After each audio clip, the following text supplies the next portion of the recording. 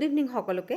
আজি মই দশম শ্ৰেণীৰ এটা নতুন পাঠ অসমৰ জনগোষ্ঠীৰ গাঁথনি আৰু সংস্কৃতি তাৰে কেইটামান কুৱেশ্যন লৈ আহিছোঁ তোমালোকৰ কাৰণে। ইয়াৰে আমি কুৱেশ্যনখিনি এতিয়া আলোচনা কৰিম। 1 নম্বৰৰ প্ৰশ্নটো অতি চমু উত্তৰ দিয়া কেইটামান দিছে 1 নম্বৰত। 1 নম্বৰ কটো হৈছে ত্ৰয়োদশ শতিকাত অসমলৈ অহা বহিৰাগত গোষ্ঠী কোনটো? ত্ৰয়োদশ শতিকাত অসমলৈ অহা বহিৰাগত গোষ্ঠী হৈছে মংগোলীয় গোষ্ঠী। ইয়াৰ উত্তৰ। কুৱেশ্যন নম্বৰ খ, প্ৰাচীন কালৰ পৰা অসম দেশ কিহৰ বাবে প্ৰসিদ্ধ আছিল? প্ৰাচীন কালৰ পৰা অসম দেশ যাদু মন্ত্ৰ আৰু ঐন্দ্ৰজালিক বিদ্যাৰ বাবে প্ৰসিদ্ধ আছিল। কুৱেশ্যন নম্বৰ গ, কিহে অসমীয়া জাতিক অধিক কটকটীয়া কৰিলে? ইয়াৰ এনচাৰ হ'ব ভাষিক সংমিশ্ৰণে অসমীয়া জাতিক অধিক কটকটীয়া কৰিলে। কুৱেশ্যন নম্বৰ ঘ, সকলোকে বান্ধি থোৱা এনাজৰীডাল কি আছিল?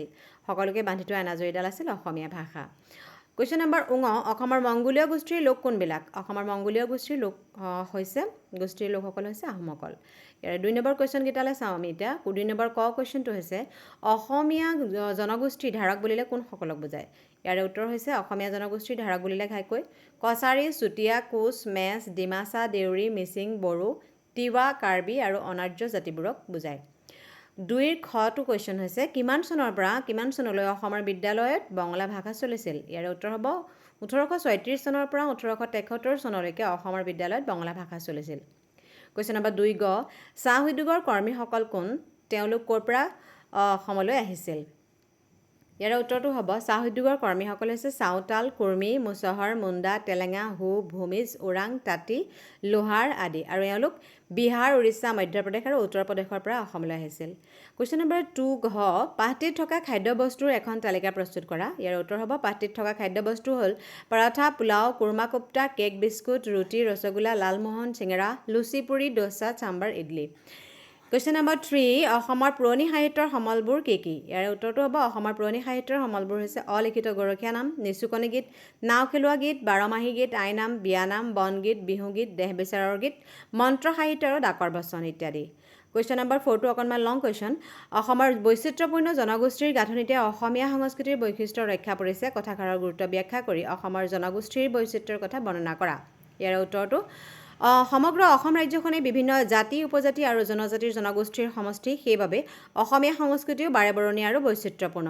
প্ৰাচীন কালৰে পৰাই অসমত বিভিন্ন জনজাতীয় গোষ্ঠীৰ লোকে বাস কৰি আহিছে। অৰ্থাৎ অসমত আৰ্য জনগোষ্ঠীৰ লোকসকল আছিল ইয়াৰ প্ৰধান কেন্দ্ৰ।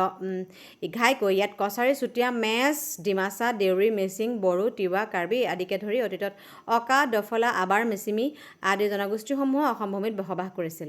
ত্ৰয়োদশ শতিকাত এইবোৰ জনগোষ্ঠীৰ লগতে অসমলৈ নতুন গোষ্ঠীৰো আগমন ঘটিল। সেয়া হৈছে ঘাইকৈ চীন আৰু হুকং উপত্যকাৰ পৰা অহা মংগোলীয়সকল। অসমলৈ অহা আহোমসকলে নিজৰ পূৰ্বৰ কৃষ্টি সংস্কৃতি পৰিহাৰ কৰি হিন্দু ধৰ্ম আৰু নতুন সংস্কৃতি গ্ৰহণ কৰিছিল। সেই সময়তে অসমলৈ মুছলমানসকলো আহিছিল। 19বিংশ শতিকাত ব্ৰিটিছে চাহ উদ্যোগ প্ৰতিষ্ঠা কৰিবলৈ অসমলৈ চাওতাল, কুৰ্মী, মুছহৰ, মুণ্ডা, টেলেঙা, হু, ভূমিজ, ওৰাং, তাঁতী, লোহাৰ আদি লোকসকলো ভাৰতবৰ্ষৰ বিভিন্ন প্ৰান্তৰ পৰা অহা জাতিসমূহ। এটা সময়ত আকৌ আৰ্য সংস্কৃতিতকৈ অনাৰ্য সংস্কৃতিহে বেছি গুৰুত্বপূৰ্ণ হৈ উঠিছিল। এই দেশলৈ আহোম, মুছলমান সকলোকে ধৰি বিভিন্ন গোষ্ঠীৰ লোক আহিছিল। কোনোবাই দেশ জয় কৰিবলৈ আৰু কোনোবাই যুদ্ধবন্দী হিচাপে ৰৈ গ'ল। পুৰণি কালত অসমত থলুৱা বাসিন্দাসকলৰ ভিতৰত কছাৰী, চুতীয়া, কোচ, বড়ো আদিয়ে নিৰ্বিবাদে সকলোকে গ্ৰহণ কৰিছিল। তেওঁলোকে নিজ নিজ ধৰ্ম আচৰণ কৰি নিজ নিজ সংস্কৃতি ৰক্ষা কৰিবলৈ ধৰিলে। সেই সময়ছোৱাত বাহিৰৰ পৰা অহা মানুহবোৰ যি ঠাইৰ পৰা মূলতে আহিছিল সেই ঠাইৰ লগত সম্বন্ধ ছেদ কৰি এই দেশৰ ভাষা সংস্কৃতি গ্ৰহণ কৰিবলৈ ল'লে। এয়াই হ'ল এটা সংস্কৃতি সম্পন্ন জাতিৰ আন এটা সংস্কৃতি সম্পন্ন জাতিৰ লগত জাহ যোৱা অৱস্থা। এইটো হৈছে 4 নম্বৰ কুৱেশ্যনটোৰ এনচাৰ। এতিয়া 5 নম্বৰ কুৱেশ্যনটোলৈ যাওঁ আমি। ইয়াৰ কুৱেশ্যনটো হৈছে বিশেষ এটা ঔদ্যোগিক আবেষ্টনীৰ মাজত বসবাস কৰিবলৈ লোৱা কাৰণেও থলুৱা সংস্কৃতিৰ পৰা আঁতৰিও পৰিল। ইয়াত কি ঔদ্যোগিক আবেষ্টনীৰ কথা উল্লেখ কৰিছে আৰু কোনে কিহৰ বাবে আঁতৰি পৰাৰ কথা কৈছে পাঠৰ আলমত বিচাৰ কৰা। ইয়াৰ এনচাৰটো হ'ব ইয়াতে ঔদ্যোগিক আবেষ্টনী মানে ব্ৰিটিছসকলে অসমত চাহ উদ্যোগ আৰু তাৰ সৈতে জড়িত চাহ জনগোষ্ঠীৰ লোকৰ কথা কোৱা হৈছে। অসমত চাহ উদ্যোগ প্ৰতিষ্ঠা হোৱাৰ লগে লগে এদল ব্ৰিটিয়াল আহি অসম দেশত বসবাস কৰিবলৈ ল'লে। এই উদ্যোগত কাম কৰিবৰ বাবে বিহাৰ, উৰিষ্যা, মধ্যপ্ৰদেশ আৰু উত্তৰ প্ৰদেশ আদি বিভিন্ন অঞ্চলৰ পৰা অসমলৈ আহিছিল। অসমত বিভিন্ন ৰাজ্যৰ পৰা চাওতাল, কুৰ্মী, মুণ্ডা, টেলেঙা, মুছহৰ, হু, ভূমিজ, ওৰাং, তাঁতী, লোহাৰ আদি বিভিন্ন জাতিৰ লোক অসমৰ চাহ উদ্যোগত কাম কৰিবলৈ ল'লে। কালক্ৰমত এইসকলেই নিজৰ কৃষ্টি সংস্কৃতি কিছু সংৰক্ষণ কৰি হ'লেও অসমীয়াৰ মাত কথা গ্ৰহণ কৰি থলুৱা লোকৰ আচাৰ নীতি, সাজপাৰ গ্ৰহণ কৰি কালৰ সোঁতত অসমীয়া জাতিৰ অবিচ্ছেদ্য অংগ হৈ পৰিল। কিন্তু এওঁলোকক শিক্ষা দিয়াৰ কাৰণে কোনো ব্যৱস্থা নোলোৱাত অতি অগ্ৰসৰ হৈ ৰ'ল। অসমৰ থলুৱা সংস্কৃতিৰ লগত খাপ খোৱাত যথেষ্ট পলম হ'ল এওঁলোকৰ। বিশেষ এটা আবেষ্টনীৰ মাজত বসবাস কৰিবলৈ লোৱাৰ কাৰণেও থলুৱা সংস্কৃতিৰ পৰা আঁতৰি পৰিল। এইটো হৈছে 5 নম্বৰ কুৱেশ্যনটোৰ এনচাৰ। এতিয়া 6 নম্বৰ কুৱেশ্যনটোলৈ যাওঁ আমি। ইয়াৰ কুৱেশ্যনটো হৈছে এটা সংমিশ্ৰিত সংস্কৃতি সম্পন্ন জাতি, ইয়াক নুই কৰাৰ কোনো যুক্তি তৰ্কৰ অৱকাশ নাই। ইয়াত লেখকে কাক আৰু কি সংস্কৃতি সম্পন্ন জাতি বুলি কৈছে? নুই কৰাৰ কোনো যুক্তি তৰ্কৰ অৱকাশ নাই বোলা কথাষাৰৰ সত্যতা বিচাৰ কৰা।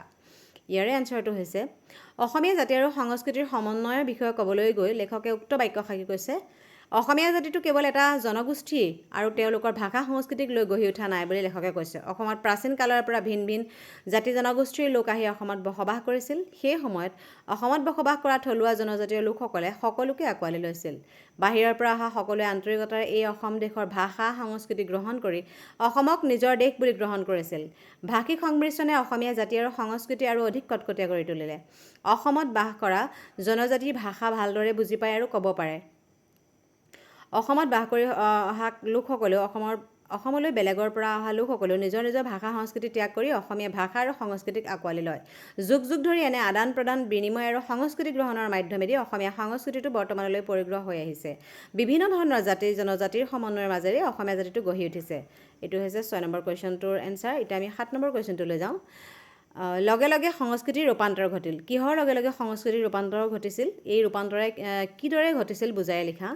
ইয়াৰ উত্তৰত আমি ক'ব পাৰোঁ অসমলৈ ভাৰতবৰ্ষৰ বিভিন্ন ৰাজ্যৰ লগতে ভাৰতৰ বাহিৰৰ বিভিন্ন সময়তে ভিন ভিন জাতি উপজাতি আহি বৃহৎ অসমীয়া জাতি আৰু সংস্কৃতি গঢ়ি তুলিছিল। অসমৰ সংস্কৃতি বাৰেবৰণীয়া আৰু বৈচিত্ৰ্যপূৰ্ণ আছিল। ত্ৰয়োদশ শতিকাত মংগোলীয় গোষ্ঠীৰ লোকসকল অসমলৈ আহি থাকিবলৈ লয়। আকৌ প্ৰাচীন কালত অসমখন আছিল অনাৰ্য জাতিৰ বাসস্থান। এই মংগোলীয় গোষ্ঠীৰ লোকসকল বিশেষকৈ আহোমসকল, মুছলমানসকল আৰু বিভিন্ন ৰাজ্যৰ পৰা অহা লোকৰ ভিতৰত কোনোবাই দেশ জয় কৰিবলৈ অসমলৈ আহিছিল। এওঁলোকৰ ভিতৰত আকৌ কোনোবাই যুদ্ধবন্দী হিচাপে অসমত থাকি গ'ল। এনেদৰে অসমীয়া জাতি গঠন প্ৰক্ৰিয়া সম্ভৱ হৈ উঠিবলৈ ধৰিলে। এটা সম্প্ৰদায়ৰ ভাল লগা কিছুমান ৰীতি নীতি আচাৰ ব্যৱহাৰ আন এটা সম্প্ৰদায়ে গ্ৰহণ কৰি ল'লে। সাজপাৰ অলংকাৰ দৈনন্দিনত ব্যৱহাৰ্য আচবাব বাচন বৰ্তন সকলোতে পৰিৱৰ্তন ঘটিবলৈ ধৰিলে। অসমীয়া সংস্কৃতিৰ মাজত মুকলি মনেৰে আধুনিকতা প্ৰৱেশ কৰিবলৈ ল'লে।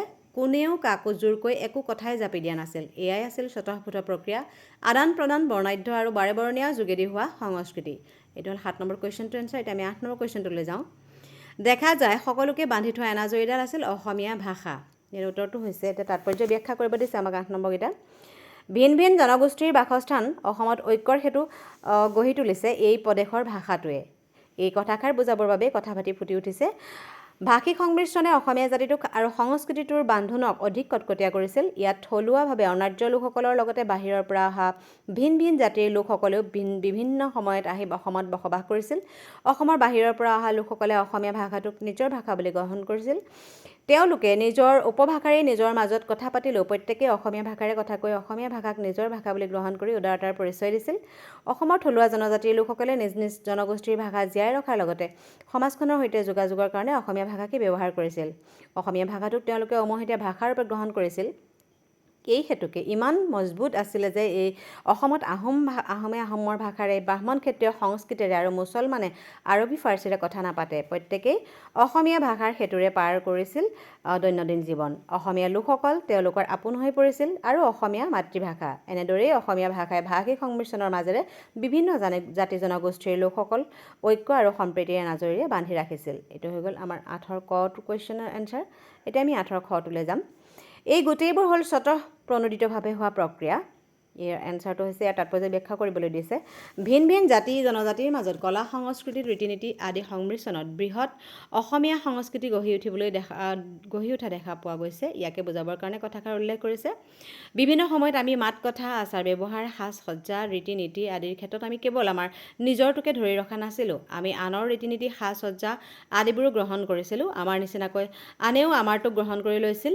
এনেদৰে জাতিকুলৰ পৰম্পৰাগত প্ৰাচীৰ ভাঙি বিয়া সবাহ মৰা সকাম আদি ভিন ভিন জাতিৰ লোক একেলগে ভাগ ল'ব পৰা হৈ উঠিছিল। সকলোৱে একগোট হৈ পৰস্পৰৰ উৎসৱ অনুষ্ঠান আদিত বিভিন্ন কাৰ্যক্ষেত্ৰত যোগ দিয়ে। এনেদৰে ভাতৃত্বৰ বান্ধোন কটকটীয়া হৈ পৰিল। সময়ৰ লগত খোজ মিলাই পৰিৱৰ্তনে সংস্কৃতিলৈ নতুনত্ব আনিলে। নিজ কৰ্মৰ কৰ্ষণ কৰি আমি এক উমৈহতীয়া সংস্কৃতি গঢ়ি তুলিছোঁ। এই সংস্কৃতি হৈছে মিলনৰ সংস্কৃতি।